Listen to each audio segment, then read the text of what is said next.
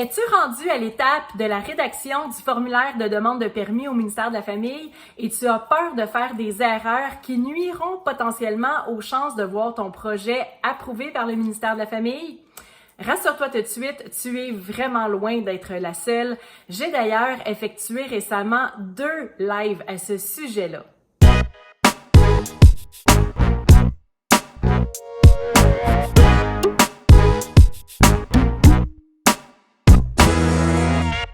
Je m'appelle Julie Massaro et je suis coach en entrepreneuriat en petite enfance. Je reçois souvent des questions au sujet de la rédaction de la fameuse demande de permis au ministère de la Famille. Je fais également beaucoup de coaching à ce sujet-là et je me rends compte honnêtement que c'est bien souvent toujours les mêmes erreurs qui reviennent encore et encore. Afin de te donner un bon coup de pouce, je t'explique les 5 erreurs pour commencer qui sont les plus fréquentes. La première, c'est de ne pas écrire assez de détails dans les cases. Donc, oui, c'est sûr qu'on a des petites cases, c'est des sections, par contre, qu'on doit simplement écrire notre nom ou le numéro du territoire où est-ce qu'on souhaite établir notre garderie, mais il y a d'autres cases qui sont, elles, beaucoup plus grandes où est-ce qu'on peut écrire beaucoup plus de détails. Et une des erreurs que je vois, c'est que les gens, ils ne remplissent pas cette case-là. Écoutez, faites comme si c'était votre arrière-grand-mère qui allait prendre connaissance de ce formulaire de demande-là et qu'elle n'y connaît absolument rien dans le démarrage d'une garderie. Il faut vraiment être très spécifique et de donner le plus de détails possible pour que le ministère de la Famille puisse vraiment comprendre votre projet, votre philosophie, vos valeurs, votre vision, votre mission pour savoir justement qu'est-ce que vous souhaitez mettre en place à l'intérieur de votre garderie. Dans le fond, beurrez épais, puis mettez-en plus que le client demande, c'est pas de longueur comme on dit au Québec. Deuxième erreur fréquente, c'est de mettre des chiffres approximatifs au lieu de mettre des chiffres prévisionnels. Tu sais, il y a vraiment une différence entre « ça devrait me coûter 20 000 » ou « suite aux recherches que j'ai effectuées, aux appels que j'ai passés, aux discussions que j'ai eues, aux calculs que j'ai faits, d'après mes prévisions, ça devrait me coûter là autour de 30 000 ». Donc, premièrement, le ministère de la Famille, lui, va venir s'assurer que vos chiffres sont réalistes. On va y revenir plus tard dans la vidéo. Mais également, ça va être tout à votre avantage parce que le jour J, vous n'allez pas avoir de mauvaises surprises. Imaginez un peu si vous demandez un prêt pour un montant de 200 000 à l'institution financière parce que vous vous êtes basé sur vos « ça devrait me coûter à peu près » et que finalement, plus le projet avance, plus les dépenses sont encourues, on se rend compte que finalement, ça va peut-être être plus 250 000.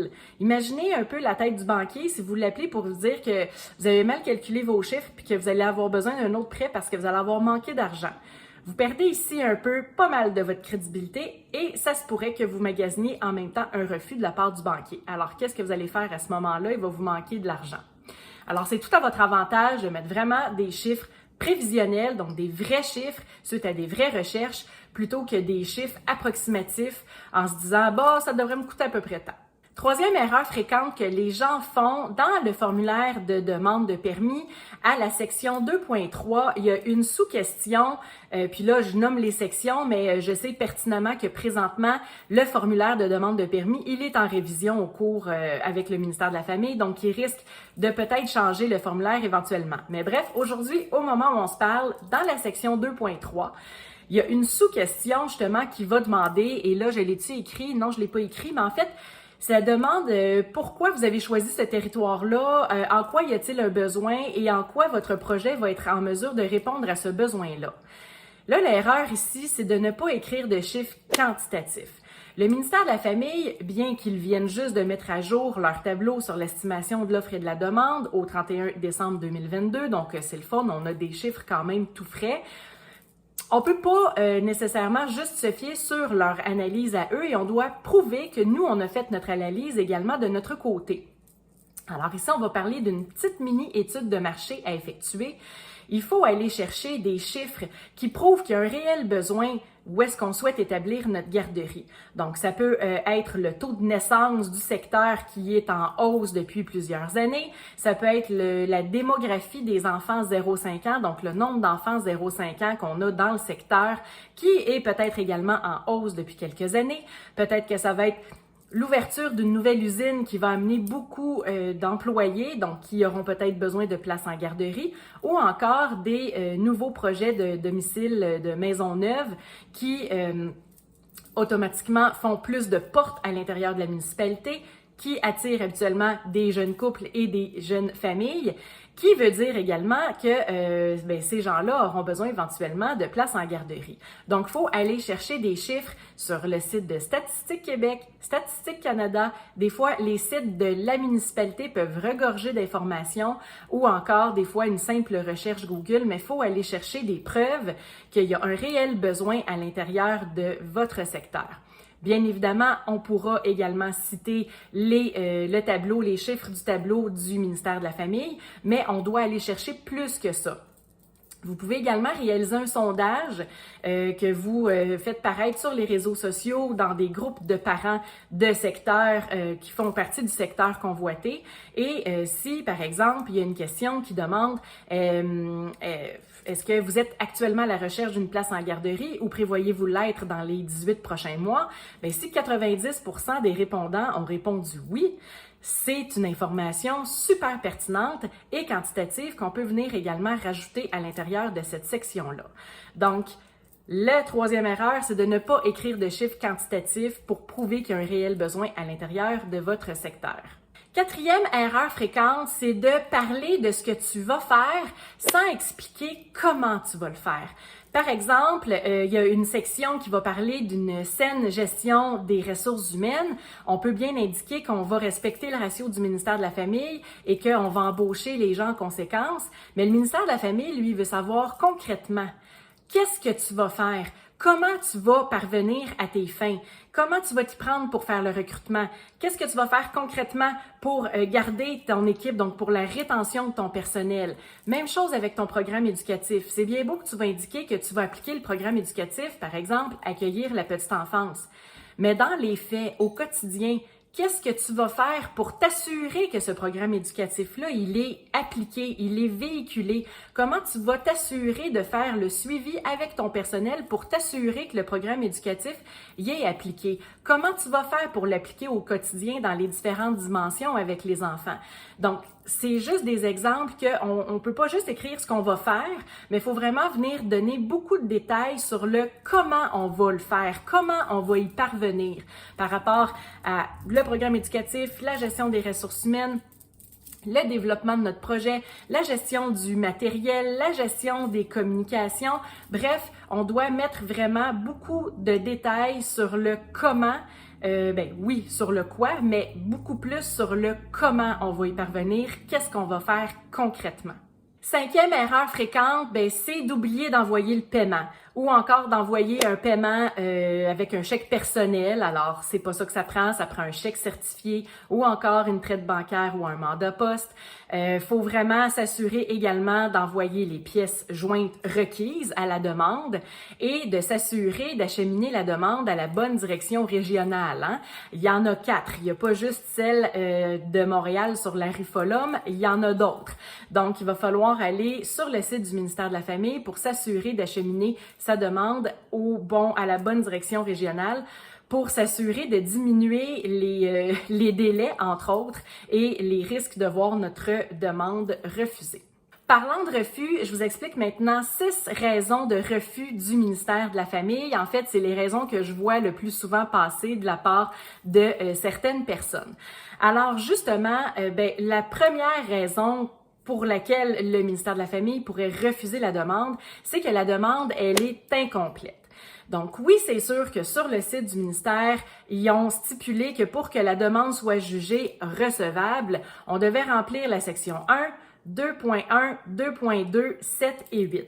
Par contre, c'est sûr que si on remplit pas la totalité de cette demande-là, les gens au ministère pourront pas se faire une idée globale et pouvoir prendre une décision à la lumière de toute la qualité de votre projet.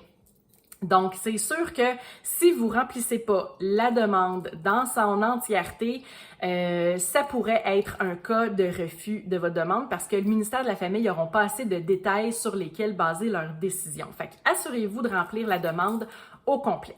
Deuxième raison de refus, je l'ai sous-entendu un peu plus tôt dans la vidéo, c'est par rapport aux dates du calendrier des réalisations qui ne sont juste pas réalistes. Je donne un exemple, quelqu'un qui veut démarrer une garderie, dans le calendrier des réalisations, qui a peut-être 4-5 étapes et que d'après ces étapes-là, la personne mentionne qu'elle est capable de démarrer sa garderie du statut de « je pars de rien » à « je suis en opération » en 3 mois. C'est sûr et certain que le ministère de la Famille savent pertinemment que ces délais-là ne sont vraiment pas réalistes, alors ça peut être une raison de refus. Il va falloir vraiment faire des recherches et regarder c'est quoi toutes les étapes et c'est quoi les délais à chacune de ces étapes-là. Donc, c'est sûr que s'il y a la première étape, déposer la demande au ministère de la Famille et obtenir l'approbation du projet, juste cette étape-là, elle peut prendre 60-90 jours facile. Donc, à ce moment-là, si déjà d'emblée, vous incluez pas les délais et que, ça, c'est la première étape, c'est sûr que tout le reste ne fait plus de sens. La municipalité, il va falloir obtenir des permis éventuellement. C'est quoi les délais à votre municipalité? Ça varie d'une municipalité à une autre. Il y en a que c'est 1 mois, il y en a d'autres que c'est 2, d'autres que c'est 3. Et là, on va avoir besoin de demander plus qu'un permis. Permis pour les travaux, permis d'affichage, permis pour occuper ensuite les lieux et pouvoir opérer. Ensuite de ça, juste l'architecte. Demandez à un architecte d'effectuer les plans et les acheminer pour approbation au ministère. L'architecte n'est pas assis sur une chaise à attendre qu'on l'appelle. Il est déjà dans le jus. Fait que c'est sûr qu'il faut prévoir ces délais-là. Et ensuite de ça, il dessinera pas les plans de la garderie à l'intérieur de 2 jours. Ça peut lui prendre 2 semaines, 1 mois, 2 mois, dépendant de sa charge de travail. Puis une fois qu'on envoie ça au ministère, le ministère, même chose, ça va prendre plusieurs semaines de délai avant qu'il puisse approuver le projet. Donc, il faut vraiment prendre tout ça en considération et mettre des délais qui sont réalistes. Dans le doute, mettez des délais qui sont plus grands que plus courts. Troisième raison de refus, ça va être le montage financier qui ne sera pas réaliste. Donc, les chiffres. Donc, tu sais, ça recroise un peu qu'est-ce que j'ai dit tantôt. Les gens qui vont marquer des bas, ça va me coûter à peu près 30 000 ou 20 000 versus quelqu'un qui va avoir fait ses devoirs puis qui va avoir posé les actions, qui va avoir fait ses appels, ses calculs. Cette personne-là, les chiffres devraient être pas mal plus collés sur la réalité.